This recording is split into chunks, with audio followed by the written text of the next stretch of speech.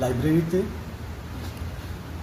Bangla paper নেওয়া হয় 3টে এই সময় প্রতিদিন আনন্দবাজার, আর ইংলিশ পেপার নেওয়া হয় দ্য স্টেটসম্যান নিউজ পেপার।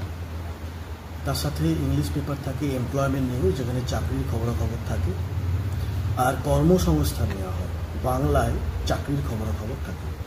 ছাত্রছাত্রীদের কাছে এই ইনফরমেশনটা দেওয়া যে তারা তাদের ব্যস্ততার মাঝে যদি ডেলি এই নিউজ পেপার পড়ার অভ্যেস করে তাহলে হয়তো প্রতিযোগিতার দৌড়ে চাকরি পাওয়ার অন্যদের থেকে একটু আগিয়ে থাকতে পারে।